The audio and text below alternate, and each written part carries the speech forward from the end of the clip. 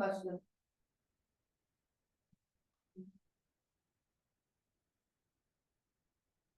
Okay, so thank you everyone for coming. I'm very happy to have these great guests from Greece and Austria and Belgium. The panel is going to be talking about minorities in the Balkans, especially the Alevi Bektaşis, who are considered a double minority. And often miscategorized and invisible because of their articulation amongst as a part of the Muslim majority, minority in these countries. And in recent years, there's been a real effort or mobilization of these communities for recognition. So we have three panelists here who will announce who are going to be talking about the Greek case, where there is an active struggle to be recognized by the Greek state. And then Sara will talk about more generally the situation in Albania, which is quite different, where they have actually recognition by the state. So maybe I'll just introduce the panelists and before then we can hand over.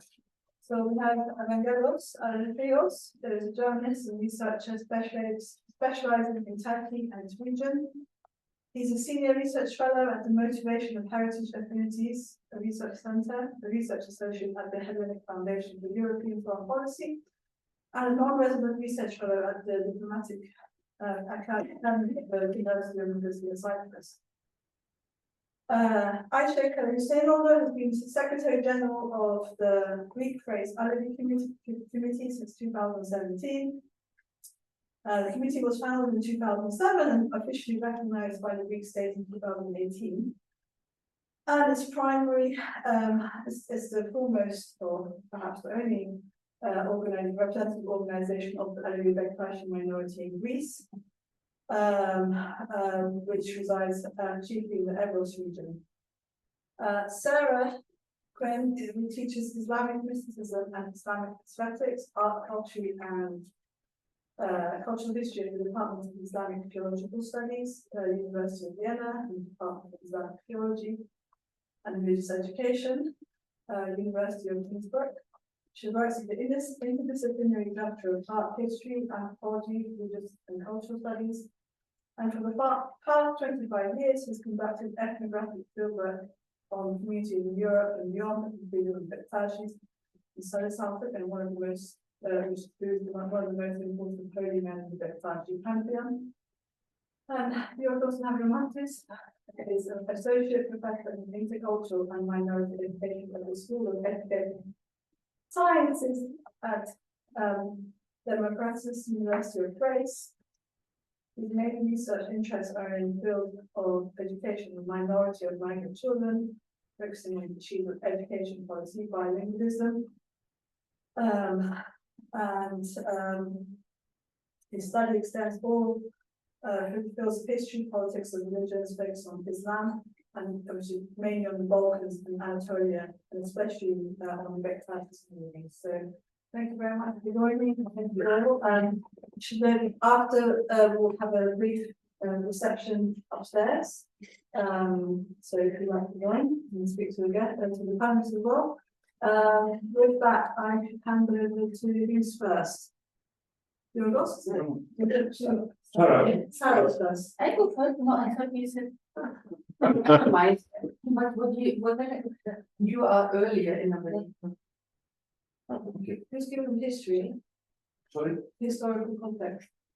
No. Okay. Let Ayse start. I'm going to translate for Ayse. Yeah. Okay, so we have 20 minutes each. Yeah. And then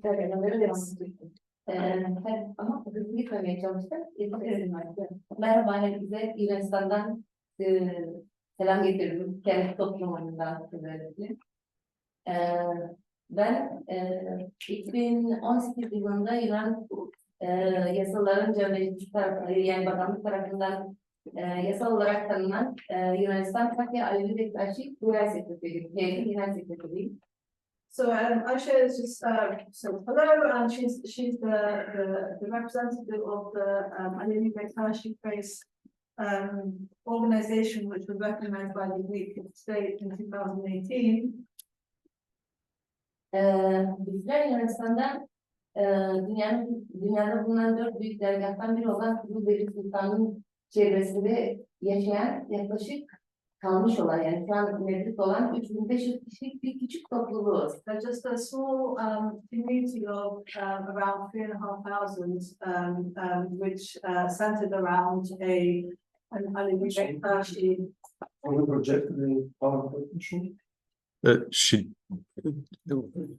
Oh, so that's Place of worship. Yeah, sure. just a sec, so I can share it. So it's in the recording. Seyyid Sultan'ın Balkanlara, Horasan'dan Balkanlara geldiği tarih 1354'lü yıllar diye biliyoruz. Vefatı 1402. Dergahın tam olarak hangi yıl kurulduğunu bilmiyoruz ama Osmanlı kayıtlarında yani 1354'ten sonraki yıllarda kurulduğunu biliyoruz. Yani yaklaşık 700 yıllık bir geçmişi var orada bulunan Seyyid Sultan dergahının.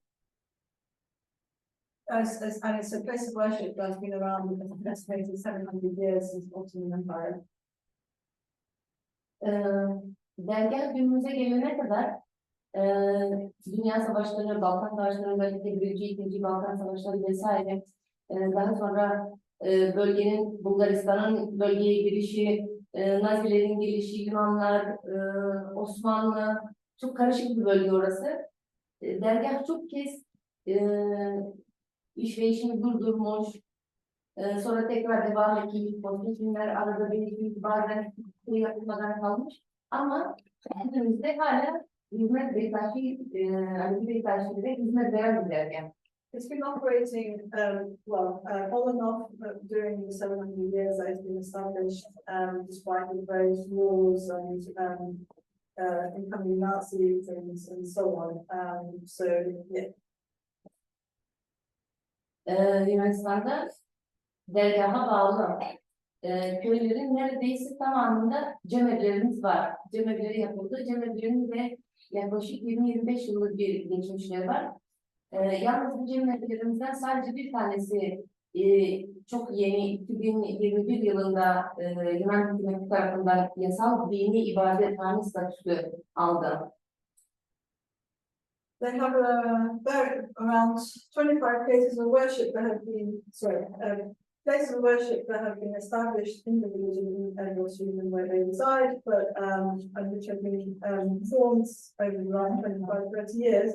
But the only one that has been recognized in 2021 by the Greek state in 2021 is just one place of worship.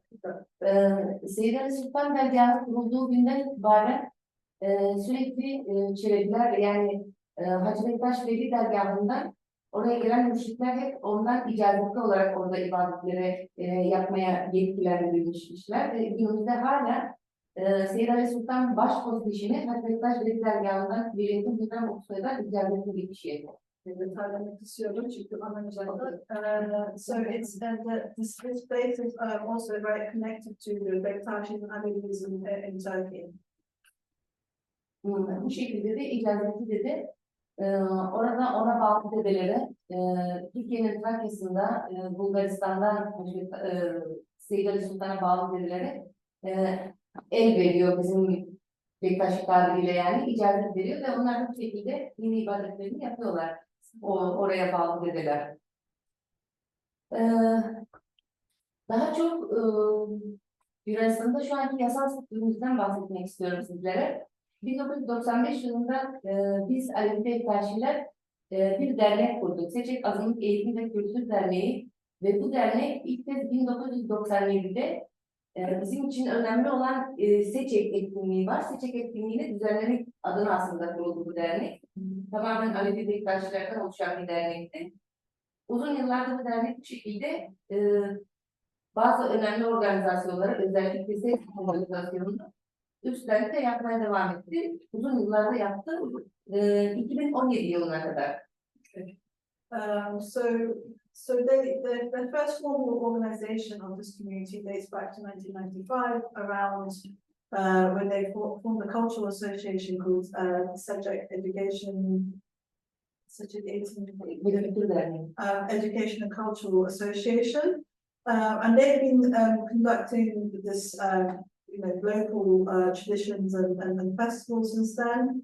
97'de yapmaya başladı etkinlikleri. And they were doing this until, so she's basically going to be talking now about the status, legal status in 2017'e kadar böyle devam etti. and this association was continuing until 2017. 2017 yılında yani 95'ten 2017 yılına gelene kadar da arada uzun süre var. 2017 yılında maalesef Bektaşilerin kurduğu derneğe bir Alevi başkan seçildi. Alevi olmayan Sünni olan bir başkan seçildi.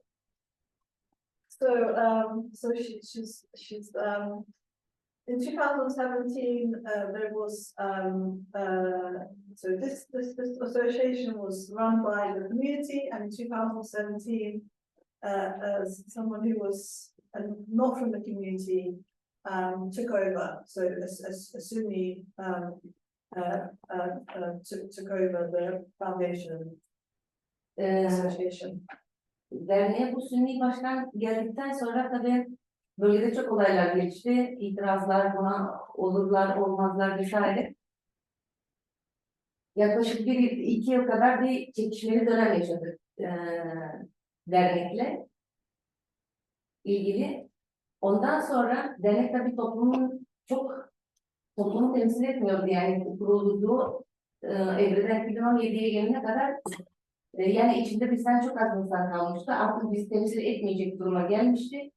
Son ona bir Sünni başkan atanmasından sonra da biz Yunanistan'da yaşayanlar daha çok örgütlenerek 2017'de derneğin etkinlikleri düzenlemesini feshettik.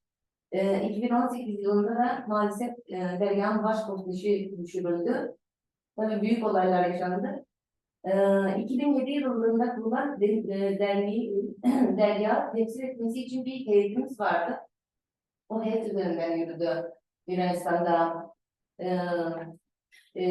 yasal temsil.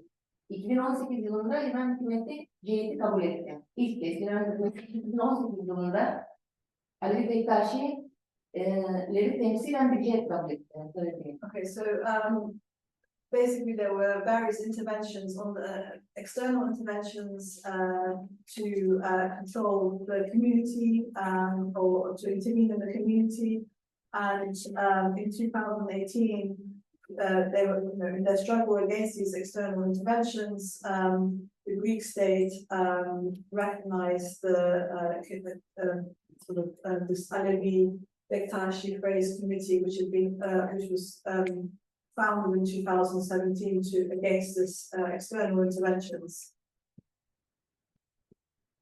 Dernekle ilgili olan bu uyuşmazlıklar bize Yunan makamları tarafından tanınmamız adına teşvik etmek zorunda kaldık. Çünkü biz o zaman o döneme kadar herhangi bir Yunanistan hükümeti tarafından herhangi bir baskıyla karşı karşıya değil. Dini olarak bütün ibadetlerimizi hiç kimseden bir izin alarak bir şey yapmadan yapıyorduk ama daha sonra dernekle çatışmaya başlayınca kendimizi koruma adına Yunan hükümetiyle girişimlere başladık. So they started seeking recognition from the Greek state because of these external interventions on the community. But prior to that, they faced no restrictions on their on their worship or religious affairs.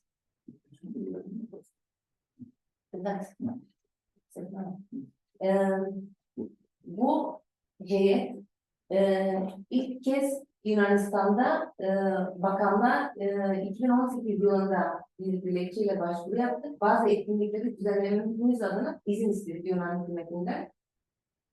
Yunan hükümeti hemen bunu olumlu cevapladı. Ardından bir ay sonra bir dilekçe daha yaptık bakanlığa. Ardından ikinci dilekçemiz de olumlu karşılandı. Seçik bölgesine yani çünkü biz dernekten korumaya çalıştıkça Yasal olarak izinler almaya çalıştık. Yunan hükümeti bu izinleri bize verdi.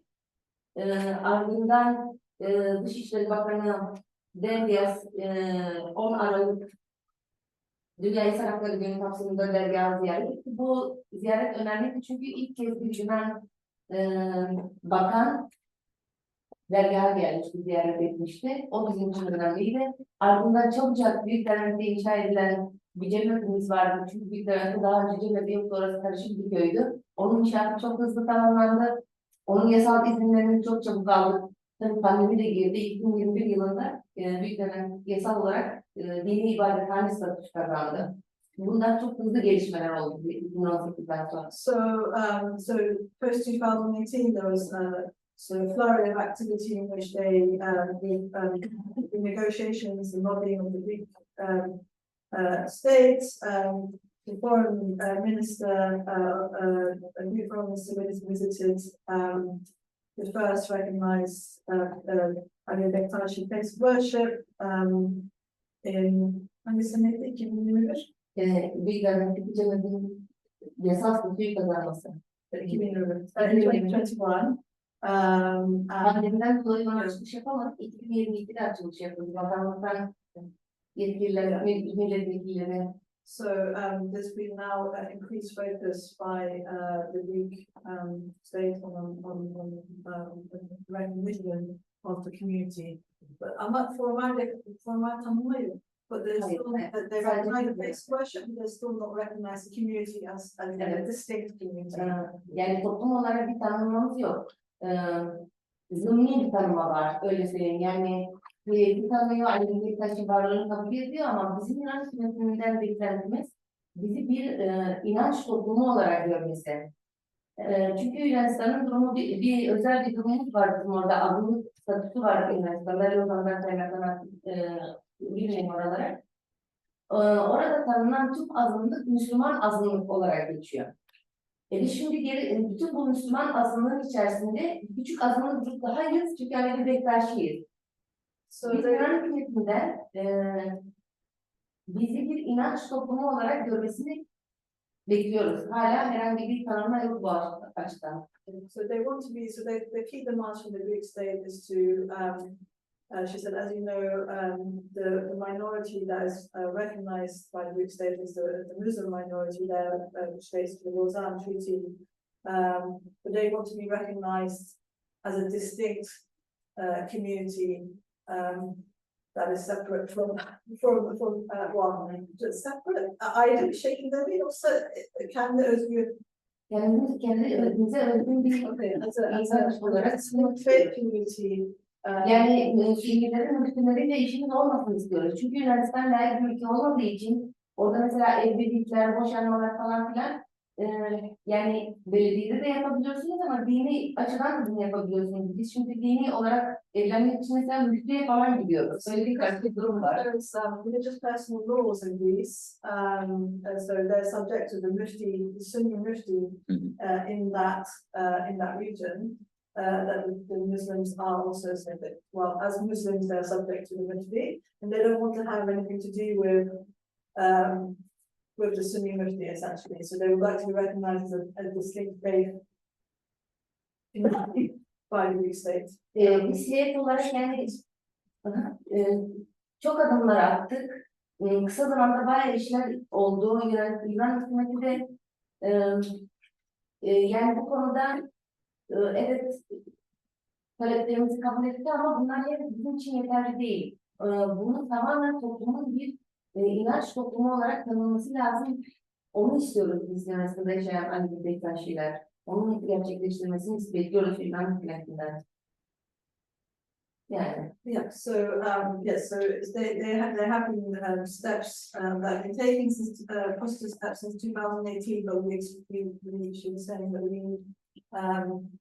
our demand is this full recognition as a distinct community from the Muslim minority. Yunanistan'daki durum bu. Okay. Thank you, Ayse. On time. Okay, Ayse, as I said, was the General Secretary of the Alevi Bektashi Thrace Committee. So I will pass on to Evangelos. Thank you very much for coming.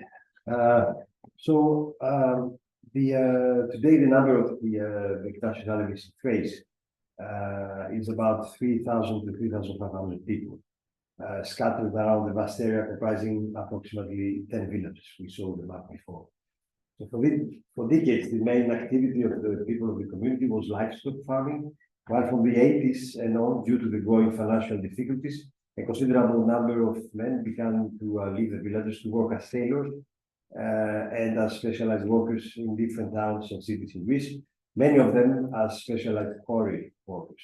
During the second decade of the 2000s, the number of the community members that migrated for work in Greece and abroad increased significantly, including many women and young males and females, many of them working periodically in Europe. However, notwithstanding their weak numbers and despite the migration dynamics, the Bektashi Alevis in Thrace have managed not only to continue and to keep almost unchanged their rituals and traditions, but also during the last 20 years to ride the tide of what is academically named as the Alevi revival, within, of course, the particular Greek context. One of the peculiarities of the Alevi Bektashi community in Thrace is that they are a rather rare hybrid, since their traditions are a living blending of Alevi and Bektashi traditions, and also Celebi and Babahan rituals and practices. While this ongoing revival is happening within a very specific context, it is nevertheless a dynamic and deep transformation of the meaning that the Bektashi Alevis in Thrace give to their religious tradition and dogmas, as well as to their identity. One of the first things that can strike someone visiting oftenly these villages and the community is the very strong sense amongst the members of the community of the age of above 35 to 40, that Alevis Bektashi is a religion and a road, yol, that makes its adherents best people for themselves, the community, and the society at large. This objective, solid conviction that Alevis Bektashi is tangibly driving its adherents towards becoming better human beings was expressed in various ways through the interviews and was mainly the answer to the question, what is Alevis Bektashi for you? I'll give you two answers. One 40-year-old man said, it is a road, yol, and it is the road to become better people and to live with love. Another one said, it is a religion of love that leads us to become better people every day. It is an everyday road to progress towards the good, towards being a good man.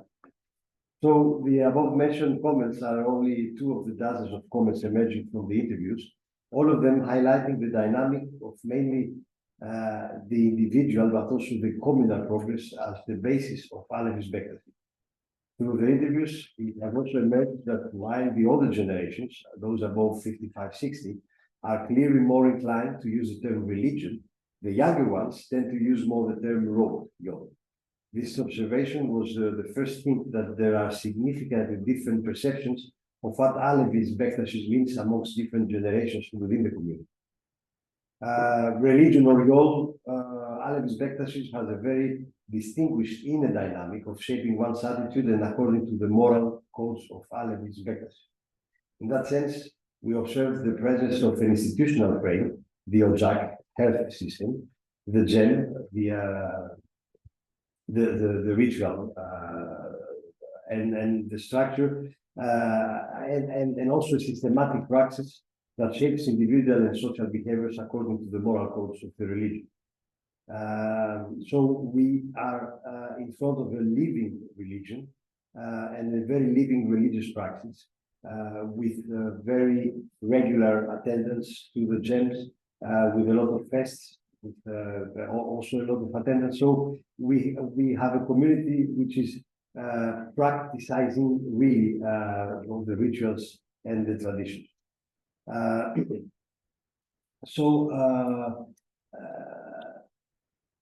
One other striking example of how deep this praxis is can be seen in the period of Muharrem, where the Alevi Bektashi in Thrace fast and they do not eat meat or eggs. And it has been observed that even the small children refuse to eat meat and eggs despite the efforts of the parents. Now, to the question, what does it mean for you to be an Alevi Bektashi? the answers seem to be even more revealing of the essence that the interviewees give to Alevi Bektaşism as a moral, individual, and communal compass. One 40-year-old man said, it's the way to be human, that is always and wherever you go, be honest. We follow the footsteps of Muhammad and Ali. Do what you do with your heart. Another one said, it is our way of living, our way to be women and men towards the good, the way to be brothers and sisters amongst us and to live with honesty and with God. So in addition to the perception that being an Alevi Bektashi means for them to try to become better men, a very significant number of interviewees highlighted the equalitarian nature of Alevi Bektashi between men and women. For the members of the community, equality between men and women, as well as the fact that one should look and behave towards the opposite sex with a brotherly gaze, are very important. Now, when it comes to institutional structures and practices, we see that the community has inherited a very solid institutional structure that provides the overall frame within which the religious practice is observed. So, as we said before, the basis of the institutional structure is the Ojak, the hearth, members of the community that are together, and this is based on large family lineages. So the Ojak system, we have in every village at least one Ojak, and in some villages two Ojaks because of the big numbers. So now we see the different ways how this community has become a hybrid, because we see that the head of each Ojak, the Murshid, is chosen by its members on the basis of merit and selection according to the Babaan system, and not on lineage from father to son according to the Alevi system. The interesting thing here is that according to interviewees, there were also cases of Alevi system where the dedelit was transmitted from father to son. Here we can see the first signs of this hybrid, because while the transmission is based on the Babaan system, so the selection on merit, the Murshid has to visit every 2-3 years the Haji Bektash headquarters in order to take his confirmation, the receiving a legitimation, the Ijazatnameh, and by doing so, they become holy through the Alevi system. So we have a mixture of Babaan and Alevi systems that we see also a lot in different practices. So why this happened? There is a hypothesis that, according to Recycling work, that there exists a wider frame of what can be named as Balkan Alevi Bektashis. Communities such as the Alevi Bektashis community in Thrace are the remnants of the villagers who remained in the spiritual sphere of the influence of Bektashi Dervish lodges.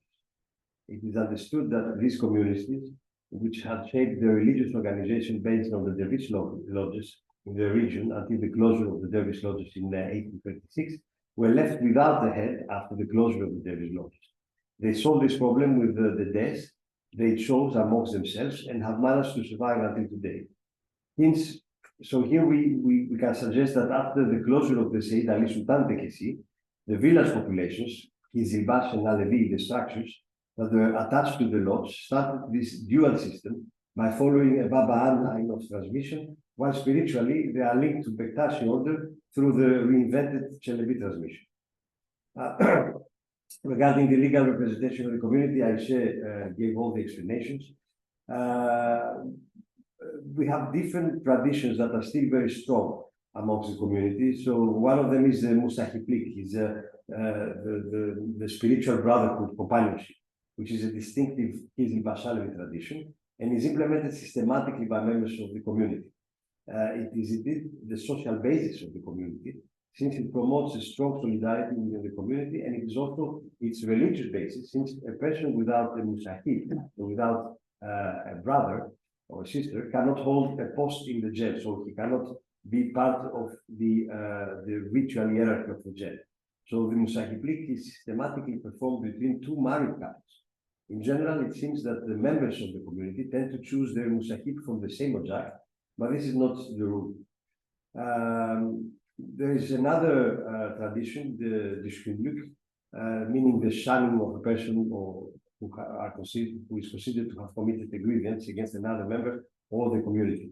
In the beginning of every gem, the Mursid asks if all the participants are together, and if there is any grievance, the persons implicated cannot participate in the gem until they are reconciled. And there is a whole process of how to reconcile these differences. In the gem, they have the typical structure with 12 posts, 12 ceremonial officials. They have different kinds of gem. I will show you the details. We also have observed two different dynamics within the community. The first is linked to the way the community distinguishes its religious self-identification, and the second is linked to the way different members of the community apprehend the habitus of their religious practice. According to the interviewees, the first name by which the community they identify themselves used to be Kizilbash or Bektashi. Oral memory suggests that these two terms were widely used until the 70s. Then, according again to oral memory, in the late 70s, but mainly during the 90s, the community started to use the term Alevi Bektashi.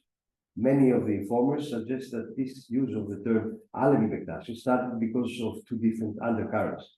The first was that after the 70s and during the 80s, at the time many members of the community immigrated in Turkey or started to work in Turkey, where they came into close contact with the Turkish Alevi circles and communities and felt that they belonged to a wider religious community, the Alevis, and that this belonging could give them a higher legitimacy and a stronger sense of security towards the Sunni majority of the area in Thrace.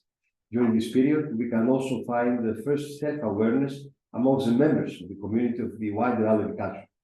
The second undercurrent came later, mainly during the 90s, and after the lifting of the restrictions of the Greek state to the mountainous populations of Thrace, when the community started to feel more self-secure and ready to publicly declare that they are Alevis Bektasis towards the Sunni majority. During the first decade of the 2000s, the community even more enhanced in its public self-identification as Alevi Bektasis, started to erect gem membleri in their villages, while in the previous period, they used to organize their gems in private houses. The second dynamic is rather sociological than religious, in the sense that we can observe an undercurrent through which the living religion tends to become a living culture, and religious identity tends to become a cultural identity, and tradition to be kept alive. This has become clear from various interviews, where we see also the difference among generations.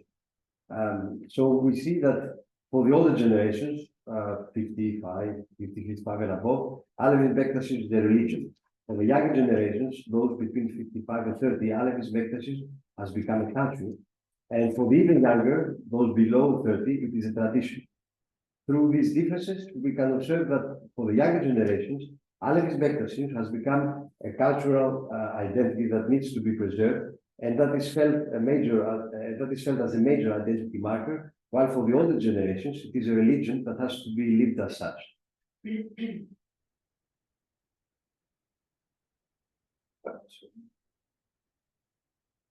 So the gradual metamorphosis of the self-identification and self-awareness of the Alevi Bektashi community in Greece has operated in the background of a very regular religious practice and within the social and religious bonds of the Ojak structure and other traditions. What is striking is that this community is very regular in its traditional, in its religious practice. And they give a very big importance to all these traditions that are taken as a very strong identity marker as a religion or a culture. So thank you very much. Thank you very much. I would just add a little context to that in the sense that although this is a very small community in Greece, the Alevis and Bektalis in Turkey constitute between 10 to 30% of the Turkish population. So it's a massive minority in Turkey. And it doesn't make that at least there are at least 1 million Alevis in Europe. So that's very widely organized through 15 Western European countries, so a very strong lobbying power, which is very active in Brussels actually, for recognition. So and enjoy recognition in pretty much most of Western Europe actually, including granted on Alevism in schools and religious holidays and so on, especially in Germany, but of course not recognized in Turkey, persecuted in Turkey. But the issue is, of course, that also Turkey is very uncomfortable with events in Greece and this community's efforts to gain recognition in Greece. With that, I'll pass it back. Oh, is it Sara? Okay. We are both. Yeah. Thank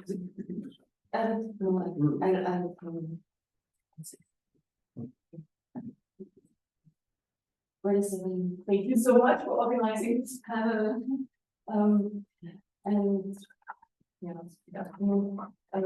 in this talk, I would like to outline some of the milestones of the Catholicism in Albania. Moved from Turkey to Albania, and then to Turkey to Greece again.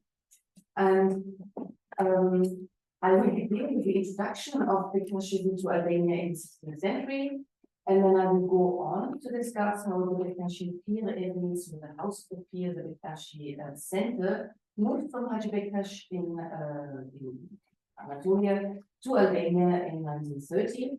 Then I will skim over the long night of communism from 1945 to 1990, and then the history of African community in post-communist Albania. We can go to the next.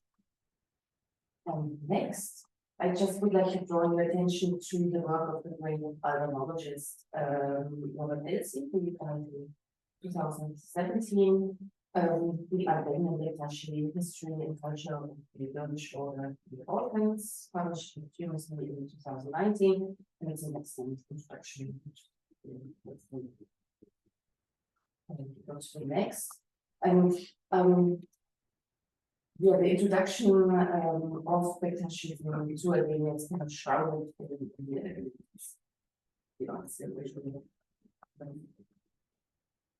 the history, and we kind of go back to the mystical beginnings of Bektashi in Albania, and this is often connected to Sara, a 13th century Dervish warrior who was instrumental in early Turkish missionary activity in Italy, and was also credited with introducing Bektashi to Albania. One of the most important pilgrimage sites in Albania is the cave of the Holy Man, and next to the steke, to Albanian teacher, the Sutilodge, or gathering place, on Mount Kuehn in the town of Kuehn. And this is of importance because they're an Ottoman imperial register from 1567 to 8 records repairs to the road leading up to the Giorgos site. So, suggesting that the Holy Man was venerated in Albania before then. So, this is why I can hear this system every day. And the cave sanctuary was in fact built on the site of earlier Christian churches dedicated to Saints Alexander and Spiridon. Here we see, if we go to the next, a modern sculpture of Sara. We come to this Kurve and cave. It's on, thank you, on the mountain overlooking the town of Kuehn. We go to the next, we see pilgrims going down the stairs. In the next one, they're bringing a kurban, a sacrificial offering, and in the next we see the taken from the inside, and there are further stairs leading to the cave sanctuary, and yeah, we see the people actually going back up the stairs backwards to show their respects. That's why it's really strange. We go to the next and we see the makam, and in the next slide we see the entrance to the cave sanctuary, and in the next slide we see the interior. And the site is also renowned for healing effects, and one of the healing effects. heating water from spring there. And Areteos is known for his capacity to have multiple environments and deaths. And after his stay in Kuehn, he is said to have crossed the channel to Corfu after leaving Kuehn. And with each step that he made, he is marked by a footprint and by a teaching, and one is just outside Kuehn. We'll see it in a second. The second one is near Shijak, the third one is in Thrace on the Atlantic coast, and the fourth in Corfu. I mean, there are many teachers, but the footprints of this holy man are kind of important. We see the building that houses this holy footprint. If we go to the next, we see the candles are lit all around the sacred place, and we see the footprint actually on the next slide. So the footprints were one means of his missionary activity in this region. Another important sacred site is the Thrace in Giorgos in southern Albania, which was fundamental in laying the foundations for the Bektasi movement in Albania. And we have in the Bektasi headquarters, which you will see in a second, the Bektasi headquarters in Vienna, there is an imposing oil painting of a Bektasi Baba, and he is identified in the inscription as Asimlele, the post-mission, so the one who sits on the animal skin of the Baba, the teacher in Alevi, present-day Giorgos. And Asim Baba, who died in 1796, he was trained at the DPIR in Anatolia, and then sent to the Balkans to spread the Bektashism. He was the first Bektasi Baba who was also a saint. So at the 17th of the Prophet Muhammad, through his daughter Fatima's marriage to Ali. And he founded what became known as the gravitator, the DPIR in Giorgos. And so at a time when there were no other functioning teachers in Albania, the gravitator played a crucial role in spreading the Bektashism in the country. And we see his portrait in the next slide. We see that he's wearing a touch with only 4 ridges, rather than 12. And Margaret Hasluk, so the wife of the famous Frederick William Hasluk, she's famous in her own right, she visited the teacher around 1923, and she noted that they, so the Babas and the dervishes, wear a 4-ridge touch outside of the usual 12-ridge Bektasi hat in commemoration of the disaster of 1826, when only by adopting such a disguise could the Bektashis escape destruction. And she was referring there to the closing of all the Bektasi pictures of the Ottoman Empire, and they were destroyed, passed on to others, so the church, borders, and so on and so forth. The picture reappears, just to remind you of the head. And we go to the next. And of course, with this, I should also say that Hasluk was referring to the practice of Takia, whereby an individual is permitted for the purpose of personal protection to express outward one religious belief while inwardly holding another. So they were very 4 ridges. We see here just briefly the teacher in Giorgos. If we go to the next, we see it a bit closer up, and then we enter the turban of Asim Baba Giorgos. The next again, and just to show in the next image, we see that it's really an old turban, and we see people offering candles outside the turban. And we move along the line, we take a big step to 1919, when Mustafa Kemal Atatürk visited the city of Hacı Bektaş, we are now in Turkey, in Anatolia, in the town of Hacı Bektaş. And there in Hacı Bektaş, Atatürk received moral and material support for the liberation war from Sardinia, the Baba, and this is a contemporary relief commemorating Atatürk's visit in 1919. And if we go to the next However, as is well known, in November of 1925, Areteos, the Republican government ordered all Turkish teachers to be closed, and Sufism was effectively outlawed, and that made contact between the Albanian and the Turkish Bektaşis difficult. And so Salih Niyazi, who was the Dede Baba at the time, he was compelled by this prohibition to leave the Dede of Hacı Bektaş, so the Pir Evi, and he moved the Bektaşi Pir Evi from Turkey to Albania. And what surely contributed to this decision was the fact that in 1921, so 1 year after the establishment of an Albanian state, the independence of the Bektaşi order from the Sunni community was declared. And the Albanian parliament approved the statute of the Albanian community in 1930. And Albanian became the official language of the order. And at the same time, also Salih Niyazi, he was corresponding with King Ahmed Zor the first, who was the Albanian king at the time. And this correspondence shows King Zor's support for the Bektaşi, and surely that was another reason why the Devas to Tirana. And in the next slide, we see Salih Niyazi in Tirana, where he was reinstalled as Dede Baba. And this order now had functioning teachers not only throughout Albania, but in Macedonia and also recent Egypt. Next, we see him at a gathering of Muslim and Orthodox clergymen in Tirana in 1940. And in the next slide, we see him in this company on the day of Ashura. I just wanted to add a flavor. So with this, they are eating Ashura, a meal which has a special sanctity, and it was ritually prepared with 12 ingredients. In Albania, it's prepared with 12 ingredients, and the food is cooked at the Kirishaka, so the Bektaşi headquarters in Albania, in Tirana.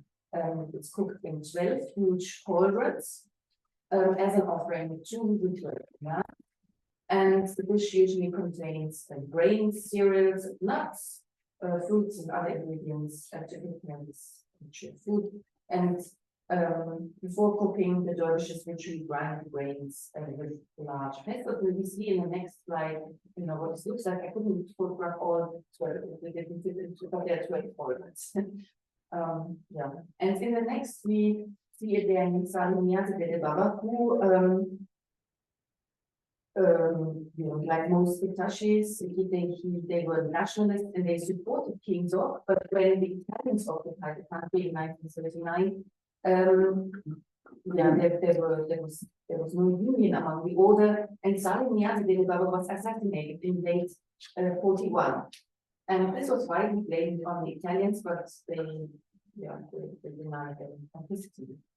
In the next slide,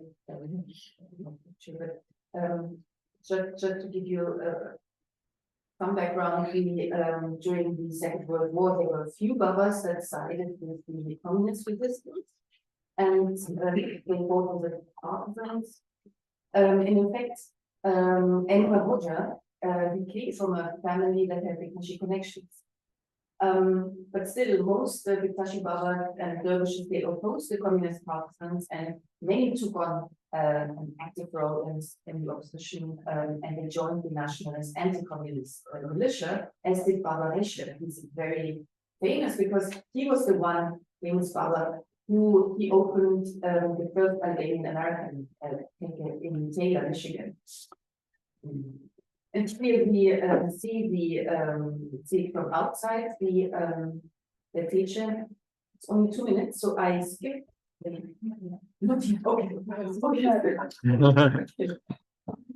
So yeah, during the long night of communism, it had a very detrimental effect on religion in the country, and a lot of Babas and dervishes refused to submit to communist mandates with 50% in hard labor camps. There are lots of terrible, really sad stories about this. And in March 74, I should mention this maybe at least, a clash broke out between those barbers who saw collaboration with the communists as positive and those who sought to remain true to the ideals of the past. And then head of the community, the barber, shot two pro-communist barbers at a meeting, and after which, what the communist authorities claimed, he himself committed suicide. So it was very dark here.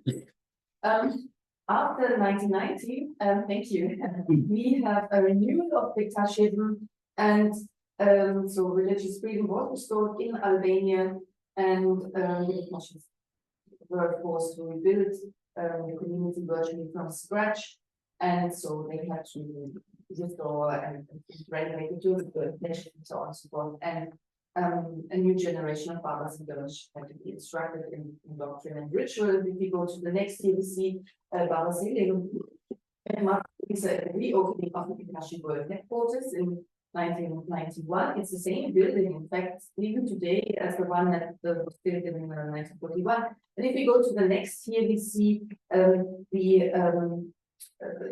grave of Sara, and we see here Baba Rashad Bardi, who was elected as the new leader of the Albanian community. He, if we go to the next, he did the pilgrimage to Mecca. We go to the next and to the next. There is a lot to be discussed about the connection with the Iranian government, and a close connection with the Iranian scholars, and also Iranian funding. I'd like to mention something in the next. We see that what is important for the Albanian people is, of course, the ability of the dictatorship to work miracles. And this is one story that I heard during field work. The story of a woman who couldn't conceive a child for over 10 years and so on. And so she went to Baba and he gave her this. He just gave her this piece of paper, and he wrote on it, she will get a daughter, and her name will be Esma. And so it happened. She was already pregnant. And after Baba Rashid, Haji Baba Evangelos was elected as leader in 2011, we see him here next to Rashad Bardi and Ali. I have to say that the devotion to the Ahlul Bayt, especially to Ali, first Shia Imam, as well as upholding the rights of the Holy Family to the religious and political leadership of the Muslim community, is central to Bektashi and Shia creeds. And if we go to the next, maybe I close with this, I want to say something about the next. And next, we see here the Ahlul Bayt, and that's central to the beliefs of the Albanian Bektashis, and I will talk especially more about this. Yeah, I would just add that thank you, Sara. Obviously the Bektashis were a very important players in Albanian nationalism, and they are recognized by the Albanian state as a I was supposed to say that, but I didn't get as a part of the Muslim. No, it's a separate community in Albania. So it's 1930. That's quite unique. And also as she kind of alluded to this towards the end, this is a sort of a battleground between Iran and Turkey, essentially. So the headquarters of the Bektashi in Albania, you see, part of it was funded by Turkey, sort of. Medicine there, you can see sort of large photographs of President Erdogan shaking hands with the head of the Bektashis of Albania, Mavrommatis, and then there's also very much Iranian funded buildings. So there is this competition. You can see the competition between Iran and Turkey is very visible in Albanian case. not in these. No, yes, you understand. It's not Turkish then, but in Albanians, the struggle is very visible. Through the use community. Thank you. Now, I will attempt to sum up and proceed some kind of abstraction. What we have here, we saw presentation of two different case studies, Albania and Thrace, and of course we have in December 30. What are we talking about? We are talking about a tariqat, an Islamic order, which was found in the 15th century in Turkey and influenced the lives actually of the people in the Anatolian Balkans. This is a rather pro-Shi'i Islamic order. In this order, we have two branches. The one is the Babayan, the other is the Legian. Actually, those who consider themselves as spiritual sons of the founder Ayse, and those who consider themselves as blood sons of Ayse. Okay. These people in Balkans, also in Anatolia, are minority, which means minority is the group who is not in position to define and impose the norm. These people live under the supervision, to say it in a polite way, of the Sunni leadership. In Albania, this is the general frame. Besides, we have to keep in mind that we are in a period of transition, actually, from the pre-modern society, Balkan society, to the modern Balkan society and the creation of the nation states. So, when Atatürk takes the power in Turkey, one of the first things he managed to do is to shut up all the tekkes and actually eliminate the spiritual leaders, the babas and the dervishes. However, the people stay alive and the community stay alive in Turkey, also in the Balkans.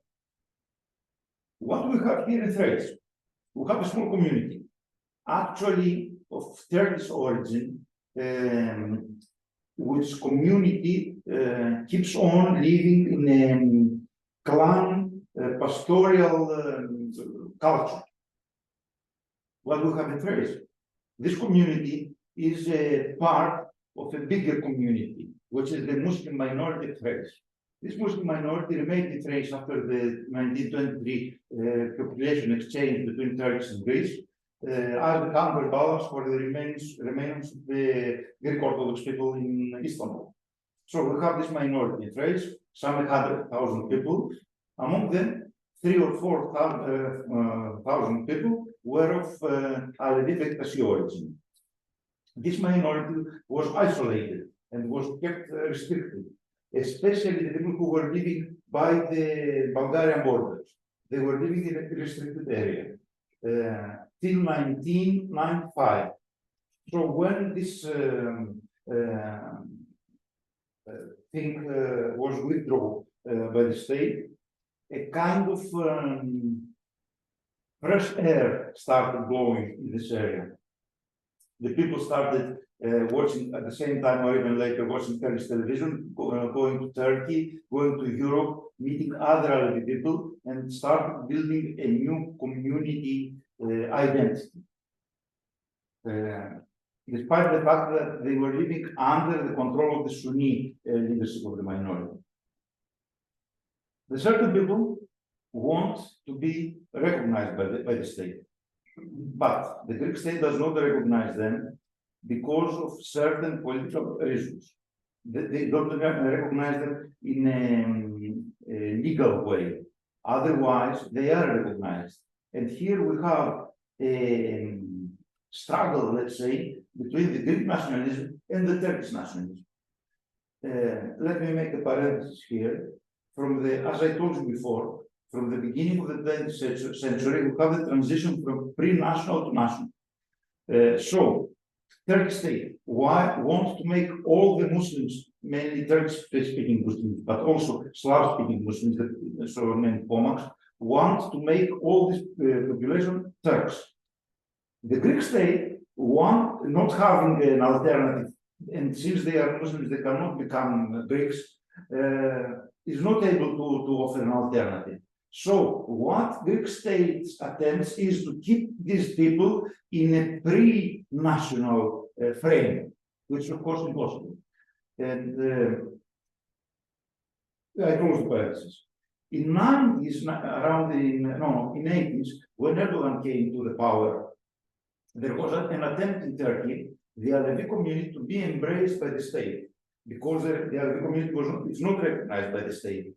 The state, for example, the house, the place to worship are not recognized as official places to worship. But at the same time, Turkey wanted to have the control of these 20 or 30 million people. So Turkey said, okay, this is part of the Turkish culture. So we are all one. This attempt also arrived in Greek Thrace. And in 1995, there is the creation of the association, while in 1997, Turkey manages to get the control of the association, which control, of course, is not accepted by the people of the community there. So, in some 10 years later, or even more, 217-18, there's a split. The pro-Turks and the pro-Greeks, not exactly in this way, but actually this is the main spirit of the split. Those who accept to be controlled by Turkey and guided, and those people who want to keep a more independent approach. And now the Greek state comes and says, okay, I will support you, not because, in my estimation, not because the Greek state believes to the freedom and in a liberal approach to things, because Turkey wants to bring again an obstacle in the spread of the Turkish nationalism in the Balkans, and especially in Greece. So, in my estimation, this is the case regarding the politics of the religion of the issue. And I think I will stop here and maybe we'll start the discussion. Yeah, so you mean 2017 is the date when the date took over? So 1997. Yeah. In 1995, the association was created. Yeah. From 1997, which is two years later, actually Turkey managed to take the control. Okay. And then in 2018, which is actually 20 years, cannot calculate now, we have a split. Yeah. Unfortunately, I didn't want to speak on Bulgaria, I didn't make it, but Bulgarian situation, there's also quite a large community of Alevi there who are again a double minority. But they are far more so, the Turkish state has been active there since the 1990s, so far more so under the influence of the Turkish state. That's what yeah, the case in Albania is that in Albania, Albanian Bektasis move in the same way to the Albanian nationalism, and they became one of the 4 recognized churches in Albania, which is the Bektasi, the Sunni, the Greek Orthodox Catholics, Orthodox and the Catholics. So we have 4 churches, main churches in Albania. So it's a different situation. It's not a minority actually there. And this, the leadership of this community there, you saw before how it gets involved with the Iran, Turkey, and all this interesting discussion. Okay, all right. Thank you very much for everyone. Maybe we can just take some questions from the audience. I have some very basic questions showing my complete ignorance. Oh, That is what in UK we would call an imam, is that right? Okay. And the Alevis, I would know as Alawites, they're an offshoot of Sunnism. no. Ah. Oh, cheers. Well, I would debate that. A combination. Well, When did it arise? When is it ever? it's a very difficult question. So the distinction between Alawite and Alevi as well. I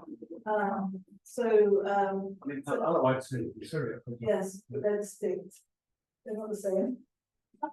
So, Alevis, so there are different, so it's hard to give a single definition, but so amongst the Alevis, there's the largest population being in Turkey, and large population, the diaspora in Europe, and then obviously there are the Alevi Bektaşis in the Balkans. They're very split, so it's hard for me to say this is it, but some Alevis believe that they're within Islam.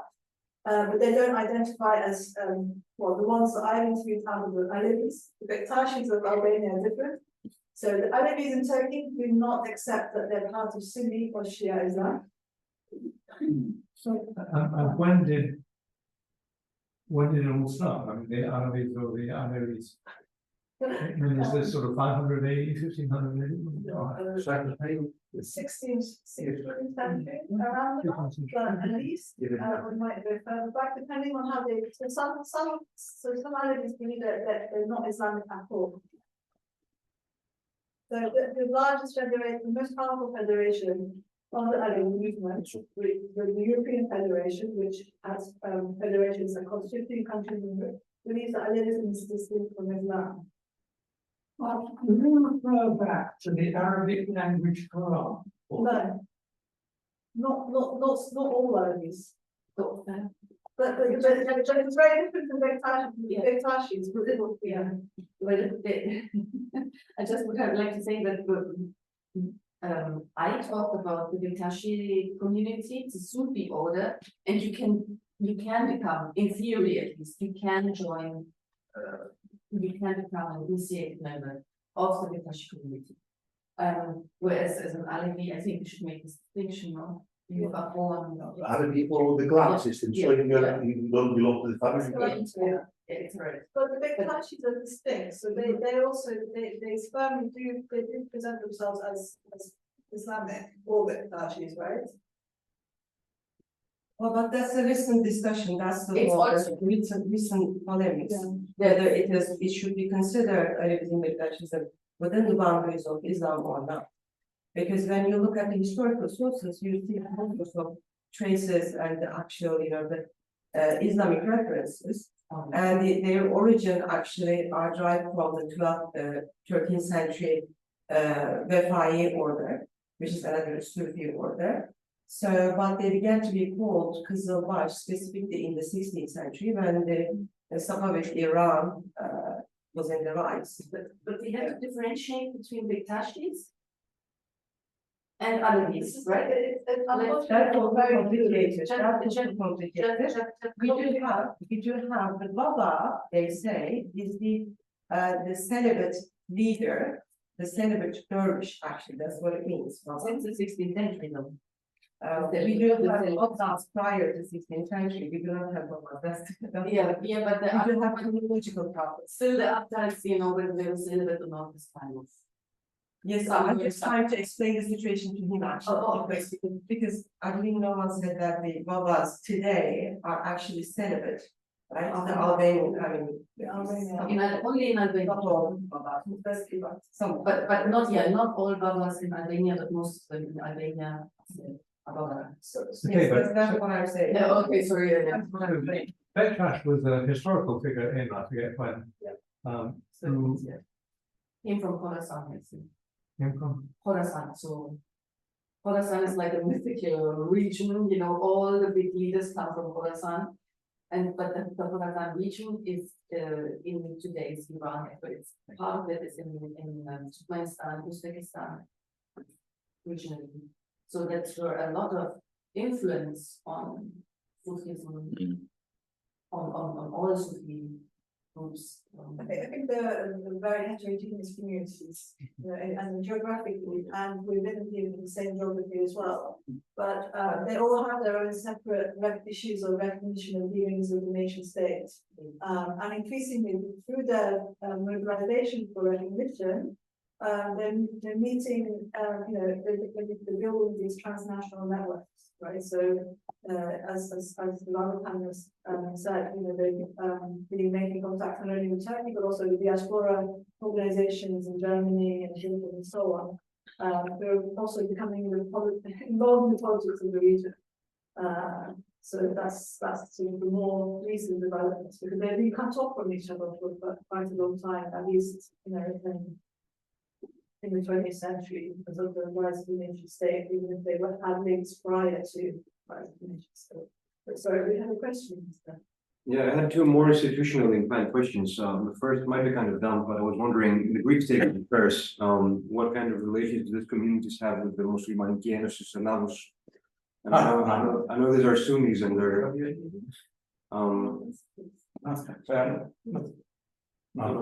so what? There's no, The Muslimaniki Association, the Muslim Association of Greece, is actually an association in Athens, having actually no connection with minority in general. It's actually that's a good clarification because I've heard Anna Stamu talk a couple of times. Oh, yeah. She makes them look kind of like a pan-Islamic. Anna Stamu is converted, okay, no problem, married with, I cannot recall his family name from Egypt, who took the Greek nationality, Emerson, and actually they created in Athens the association of the Greek Muslims, to be distinct from the Turkish Muslims. Right. I think that answers my question. Then there was some mention of connection to Iran, Albanian minority connection. That's, I think, something that could be further explored. I was wondering whether you could say something more about that, if you think you have the time to cover it within the. Yeah, it's very complex and also perhaps not so clear, but it's not only Iran, but it's basically the Shia world. And after Mavrommatis was elected, the head of the Ashkenazi community in Albania, the first official visit abroad was to Iraq, to the holy site of Iraq. And so Karbala and all the others. So to drink from, the spring of the Ahlul, so the Holy Family. This was the mission, and this is a very strong sign. Quite aside from that, I personally, witnessed during field work, during important holidays, the Iranian ambassador and so on, so forth, they always visit, and they have close connections. And you also see that the visual material that they use is Iranian inspired, comes from Iran, the posters, also the pictures of Ali and so on, this is all from Iran. They fund building works, but especially at the headquarters, it's difficult to say, how much they fund in other places. And in other takers, but you see very clearly, the hand of Iranian masters there, and Iranian influence in these building works. So there is, but at the end there is a competition with the Turkish sphere of influence, and so it's kind of a hybrid between Turkish and Iranian styles and stuff. I mean, Tika is quite active all over Albania, not only in the Beşiktaş, but also other Sufi orders. And I would like to say that they are indeed a minority in the sense that, in terms of numbers, Beşiktaş are definitely a minority. You have only 25 Babas and dervishes, then you have some, some quite a few Mulims maybe, and the rest are Ashiks, and I say, it's no more than 1% of the Albanian population. Although they say 40 to 50% of the population. Yeah, well, this is very, very optimistic maybe, but, and of course there are a lot of Beşiktaşi, a lot of Albanians that are beholden to the Beşiktaşis, and people from the diaspora when they come back to Albania, they will visit these sites, many of them do. But I think the Iranian link is quite sensitive on issues, so I mean, more recently they sort of say distance themselves with that connection. I used to be, but possibly, because I think there was some potential terror attacks in Albania that was very. Well, it's a very, I mean, for the Beşiktaş community, it's not an easy position. They try to it's this kind of balancing act where they try to be good with the Muslim community, and there were some images showing Mavrommatis praying, for the Bayram namaz, participating in the prayers with the Muslim community in the Maidan, the main square in Tirana. At the same time, for all of their celebrations, they will always invite all the leaders of the other communities. So there's a continuous interreligious dialogue ongoing, and this is very much cherished by all those communities. And at the same time, they will also invite sheikhs of all the different Sufi orders that are in Albania. So it's in that sense, it's quite Yeah, I mean, in the sense of the other aspect of the Turkish competition is that the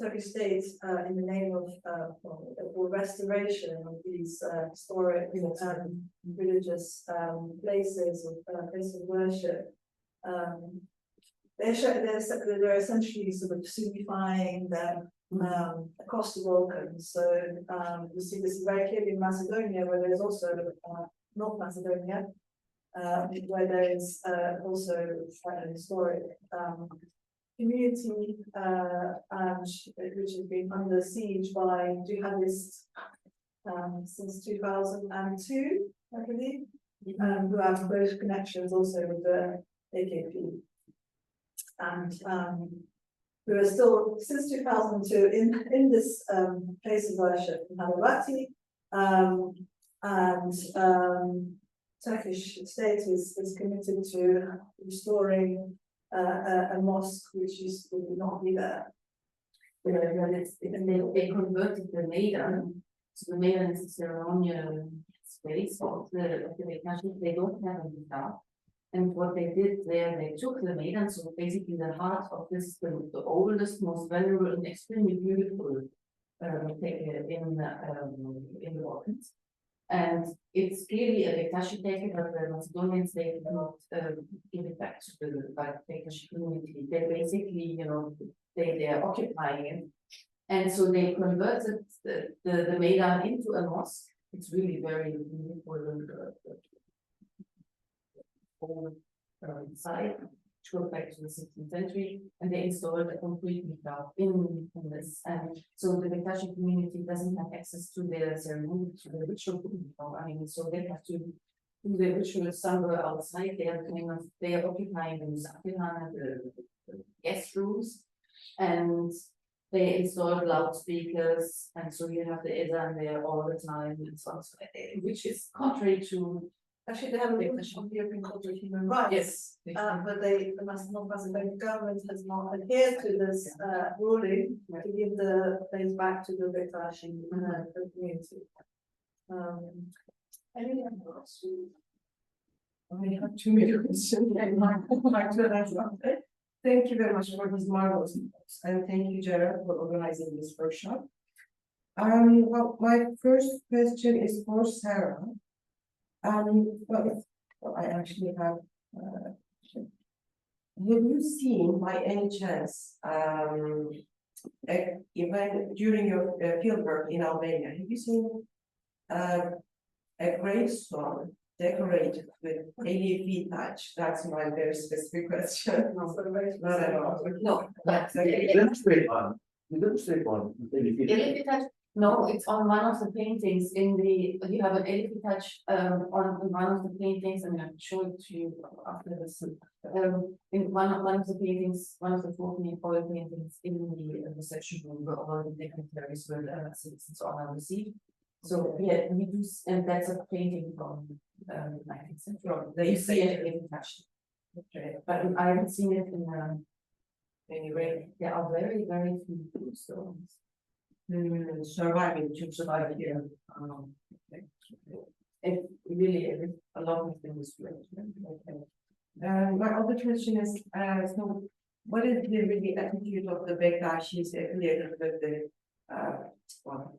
Homeland or Bektashi Center in Tirana? towards Iran and Turkey? Are they just trying to balance it out? I didn't get the first part of the question. What is the attitude of the Bektashis of the Bektashi Center in Tehran towards Turkish, and Iranian missionary activities? I'm not quite sure whether, yeah.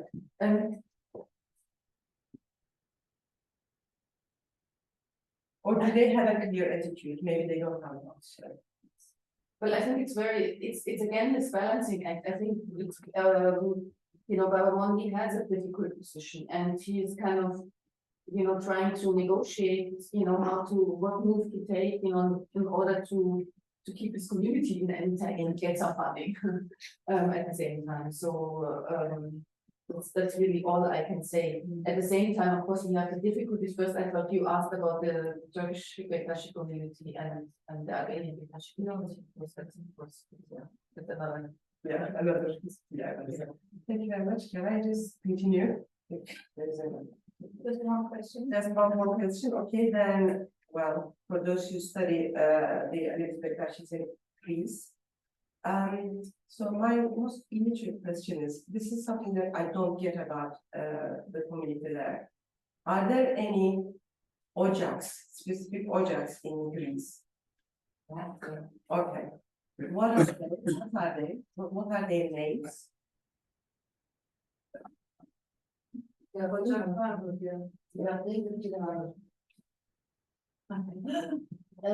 Yunanistan 1990, yani bizim Yunanistan'da Alevi Bektaşilerin yaşadığı bölge 1995'e kadar yasaklı bölgeydi. Biz 1995'e kadar demeyeyim ama daha öncesinde dünyada bir Alevi Bektaşi varlığının farkındaydık ama vardır diğer bir yerde bizim gibi insanlar da. Nerede bunlar falan pek emin değildik yani. 95'ten bahsediyorum yani. 1800'lerden değil, 1995'ten. So 1995, they were completely cut off from the rest of the world because they were in a restricted zone in Greece, so they were not aware of other communities. Mesela bir Kızılderili türbesi de Malatya'da var. Mesela onlar da Kızılderili ocağı oluyorlar. Biz kendimizi Kızılderili ocağı biliyorduk. Sonradan öğrendik ki Malatya'da da Kızılderili ocağı varmış. So you consider yourself ocak? Biz kendimize ocak diyoruz. Yalnız şöyle bir şey var. Biz dergaha bağlı farklı ocaklarız orada. Tek bir ocak yok Yunanistan'da. Yunanistan'da dergaha bağlı birden çok ocak var. Mesela benim olduğum köy, Uşanlar köyünde bile 2 ocak var. Yani büyük bir köy olduğu için tek ocakla insanlar yeterince, yani herhalde onu biraz statik düşünmüşler. Hani aşırı kalabalık olmasın bir ocak diye. Biz orada bizim bir köyde 2 tane ocak olabiliyor. Hatta bazı köylerde 2 ocak varken 2 ocağın aynı dededen bahsediyorum, 2 farklı dedesi var. Öyle bazı köyler var, 2 ocak varken aynı dede 2 ocağa da gidebiliyor. Yani Yunanistan'da çok ocak var. Ama biz dergaha bağlı ocaklar olarak kendimizi ifade ediyoruz. Okay. Please, just Sorry, hold I'm on. just Yeah, conversation. So they're just debating yeah, so the discovery of the Greek side of the Greek community after 1995, after the restrictions of Alevi Bektashis on the Turkish side in Turkey, and different groupings within their community essentially, and how they match up to the Alevis in Turkey. It's a bit hard to translate the exact religious terminology here, which should probably be a bit over everyone's heads. So maybe we can do. I just want to add to what Ayse said. It's not like the Ocak system in Turkey, right? It's very different. It's first of all linked to geography. So it's the Ocak of Russia, the Ocak of what they call in the villages. So it goes by its geographically, and it's a sort of very wide family village. Ναι, μεγάλη κοντζή. Ναι, community. So it's not like in Turkey. Sorry, what's the, Yeah. is it a geographical term? No. It's, You want to describe what project is? They Well, are there. we can, yeah, maybe you.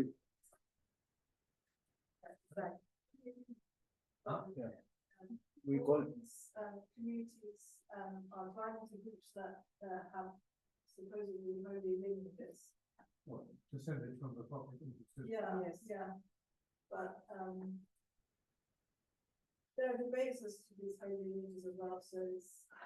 And what we see, for example, in the Greek case, is that we don't have this blood lineage to the Holy Family, the Holy Family of Ali, but sort of spiritual lineage, which makes it even more complicated. Even more Makes complicated. the Greek case is more complicated. So you call this Ocak, right? Yeah. Understand. Yeah. So it can either be a physical ancestry or a tradition handed down. Yeah, just spiritual. Spiritual, More, yeah. Small comment, may I add, regarding the Ojaks? No, what's your name? In the bibliography in my study, I found, I cannot say for sure where, but the Alikotsula. Okay, yes. All the people in this area are supposed to be Alikotsula.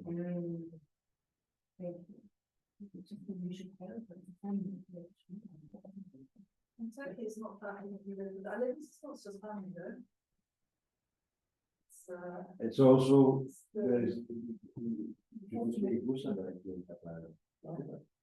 The- what is interesting also is because of this migration during the 80s and 90s, there is a significant number of Alevis in Thrace, they living in Bursa. So they also have two Ojaks there, which are linked to the Kizildeli Dergahi. All right, but it is again geographical said. I mean, it's Bursa, Ojak, you know. Wow. Right. So, are you now?